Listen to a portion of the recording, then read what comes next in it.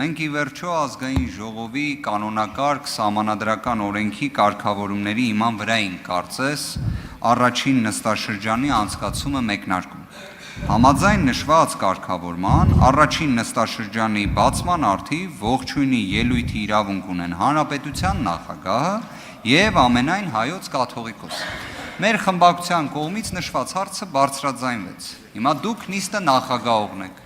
տարիքով ավագն եք, ձեր խոսքում հիշատակեցիք 6-րդ, 7-րդ, 8-րդ գումարման ազգային ժողովների առաջին նստաշրջանի նիստերը, որտեղ վեհափառ հայրապետը ներկա է եղել։ Հիմա այստեղ հարց է առաջանում, ինչի համար նշված իրավունքը չի իրացվել, կարծում եմ դուք, որպես նիստը նախագահող, տարիքով ավագ, 6-րդ, 7-րդ, 8-րդ եւ 9-րդ գումարման ազգային ժողովի առաջին նիստերը նախագահող, պարզաբանում տվեք, ինչի համար ամենայն հայոց կաթողիկոսի իրավունքը չի իրացվել։ Շնորհակալ եմ։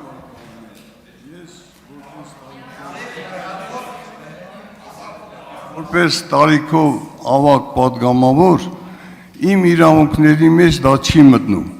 որ ես այսօր ձեր ասեմ, կաթողիկոսը կարող էր ինքը ներկայանալ, ոչ մեկ դրա դեմը չէր կարող առնել, եւ վերջապես այսօր ինձ պատիվ է եղել, որ ես այս խորհրդարանը ղեկավարեմ, երևի մի քանի ժամ հետո մենք ազգային ժողովի նախագահ կընտրենք, դուք ձեր բոլոր հարցերը կդիմեք մեր հարգարժան ազգային ժողովի նախագահին։